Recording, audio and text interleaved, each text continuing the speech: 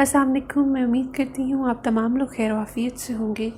आज हम जिस टॉपिक पर बात करना चाह रहे हैं वो ये है कि हम ABA थेरेपी कैसे हेल्पफुल हो सकती है जो बच्चे ADHD से सफ़र कर रहे हैं। वो पेरेंट्स जिनके बच्चे ADHD से सफ़र कर रहे हैं, आप वो ये चाहते हैं कि मतलब उनके बच्चों को एक प्रॉपर एक तरह से सपोर्ट प्रोवाइड की जाए ताकि वो स्किल्स डेवलप कर सकें जो कि उनको पॉजिटिव और प्रोडक्टिव लाइफ की तरफ लेके जा सकें। जैसा कि आप जानते हैं कि जो ADHD के सिम्टम्स हैं इम्पैक्ट करते हैं आपके सोशल इंटरेक्शन पे, जिसकी वजह से आपको कम्युनिकेशन डिफ़िकल्टीज़ होती हैं, जिसकी वजह से आपको काफ़ी चैलेंजिंग बिहेवियर का सामना करना पड़ता है। जैसा कि आप लोग जानते हैं कि डेवलपिंग चाइल्ड के लिए कम्युनिकेशन स्किल्स और जो सोशल एबिलिटीज़ होती हैं बच्चा इंट्यूटिवली डेवलप कर रहा होता है अपने एनवायरनमेंट से। लेकिन जो बच्चे ADHD से सफ़र कर रहे होते हैं, हाँ उनके पास जो स्किल्स तो मौजूद होती है, बट मतलब उनको बहुत ज़्यादा स्ट्रगल का सामना करना पड़ रहा होता है कि उन स्किल्स को वो अप्रोप्रिएटली अपनी एवरीडे लाइफ में एक तरह से यूज़ कर सकें। जैसा कि इम्पल्सिव और जो हाइपर एक्टिव बिहेवियर है वो बच्चों में देखा जाता है जो कि ADHD से सफ़र कर रहे होते हैं, जो कि उनकी एकेडमिक और सोशल प्रोग्रेस को इम्पैक्ट करता है। मतलब उनको अपने टास्क को कंप्लीट करने में इशू हो रहा होता है, कमांड सही से फॉलो नहीं कर रहे होते घर में और स्कूल में।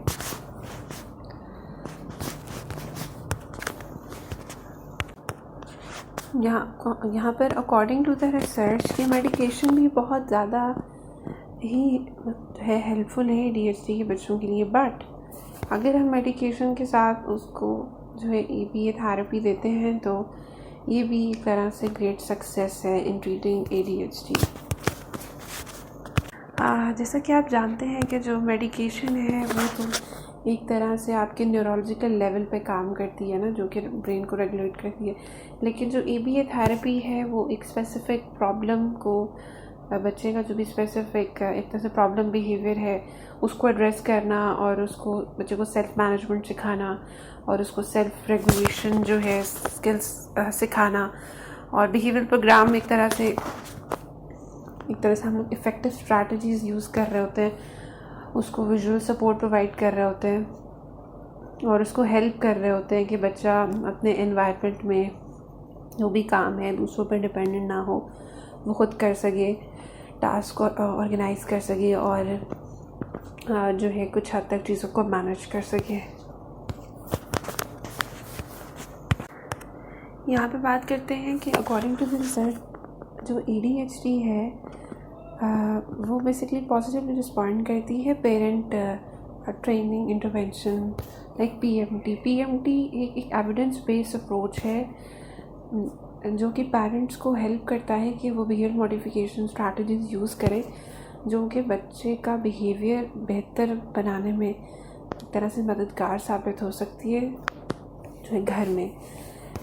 लेकिन जो भी स्ट्रैटेजीज़ हैं PMT की वो बेसिकली अप्लाइड बिहेवियर एनालिसिस के प्रिंसिपल पे ही बेस होती हैं, जहाँ पर पॉजिटिव जो भी कॉन्सिक्वेंस है या पॉजिटिव रीइंफोर्समेंट है वो एक अप्रोप्रिएट बिहेवियर के लिए दी जा सकती है, लाइक टास्क कंप्लीशन या कोई भी स्पेसिफिक कोई सोशल स्किल है या फिर कोई स्पेसिफिक क्रिएटिव बिहेवियर है।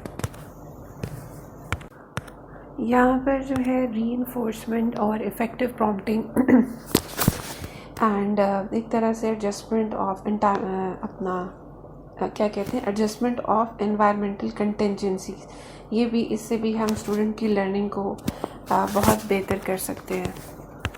And according to the research जो जितने भी प्रॉब्लम बिहेवियर है जैसे इम्पल्सिविटी है, एग्रेशन है, जो भी इम्पॉर्टेंट लाइफ स्किल्स हैं इंक्लूडिंग सोशल है, सेल्फ केयर स्किल है, जितने भी बिहेवियर हैं हम उनको इन्फ्लुएंस कर सकते हैं थ्रू ABA। जो हमारी बिहेवियर थेरेपी है वो बहुत ज़्यादा अहमियत की हामिल है एक तरह से कि उसमें positive behaviour can be learn and negative behaviour decrease हो जाता है और जो भी नया अप्रोप्रिएट बिहेवियर है वो इस्टेब्लिश कर लेते हैं। डिफरेंट बिहेवियर थेरेपी और डिफरेंट स्ट्रैटेजीज़ हैं जो कि पेरेंट्स को इम्प्लीमेंट करने चाहिए बच्चे की बेहतरी के लिए। सबसे पहले बच्चे का अप्रोप्रिएट बिहेवियर को प्रेज़ करें कि जो भी बच्चे ने काम किया है उसको रीइंफोर्स करें एंड प्रेज़।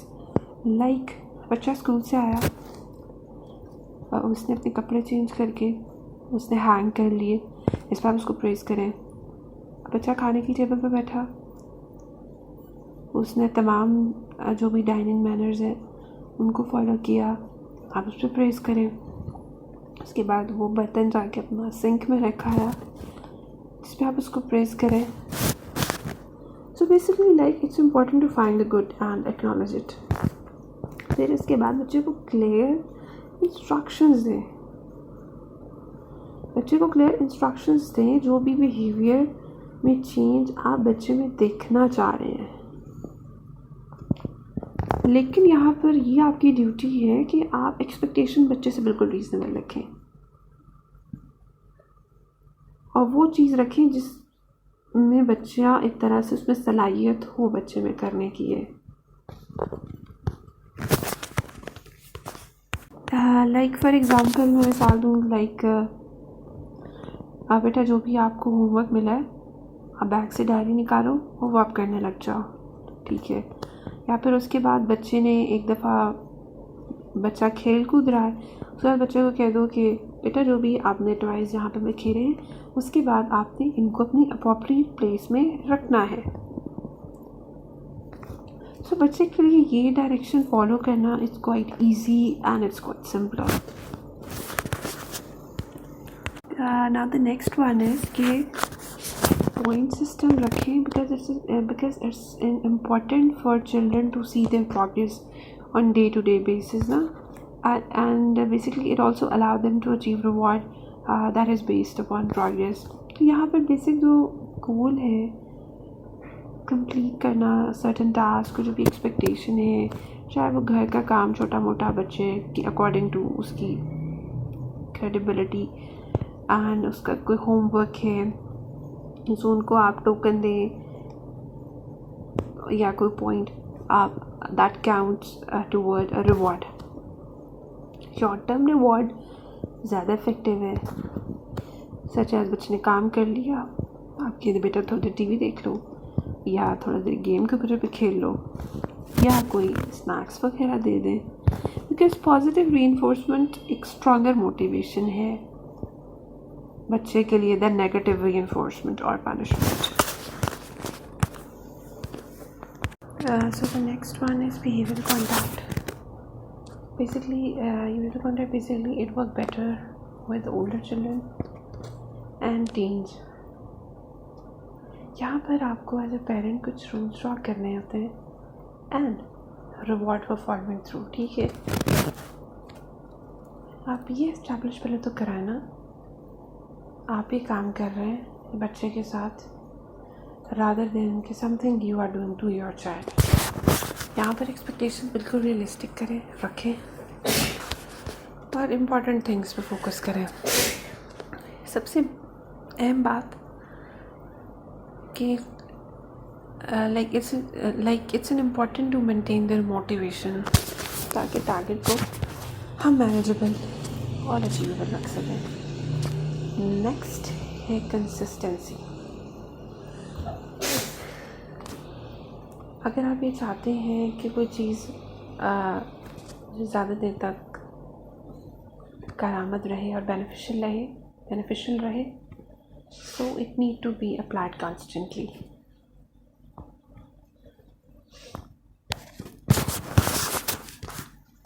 ये तो स्ट्रैटेजीज़ हैं जो कि पेरेंट्स के लिए बहुत हेल्पफुल साबित हो सकती हैं, लेकिन इस बात को भी एक्नॉलेज करने की ज़रूरत है कि पेरेंट्स को भी एक एडिशनल सपोर्ट चाहिए होती है ताकि वो इस तरह से एक इफ़ेक्टिव बिहेवियरल चेंज को इम्प्लीमेंट कर सके। राइट सपोर्ट लाइक जो भी थेरेपिस्ट जो कि ABA में माहिर है उनके साथ मिल बैठ के आप कंसिस्टेंटली अप्लाई करेंगे, बच्चा नेसेसरी स्किल सीखेगा जिसकी लॉन्ग टर्म बेनिफिट्स होंगे बच्चे की नशोनुमा पे। Now let's talk about what are the components of strong ABA program. सबसे पहला है supervision. Like the program should be designed और उसको मॉनिटर किया जाना चाहिए सर्टिफाइड बिहेवियर एनालिस्ट के थ्रू और या वो बंदा जिसके सिमिलर क्रेडेंशियल्स हैं। जो भी सुपरवाइज़र है जो भी काम कर रहा है उसके पास एक तरह से एक्सटेंसिव एक्सपीरियंस होना चाहिए कि वो बच्चों पे काम कर सके और काफ़ी वास्ट एक्सपीरियंस होना चाहिए उसके पास। फिर हम बात करते हैं ट्रेनिंग की। जितने भी पार्टिसिपेंट्स हैं वो फुली ट्रेन हों, साथ उनका सुपरवाइज़र और उनकी सपोर्ट उनको मॉनिटर कर सकें। Okay, the next one is programming.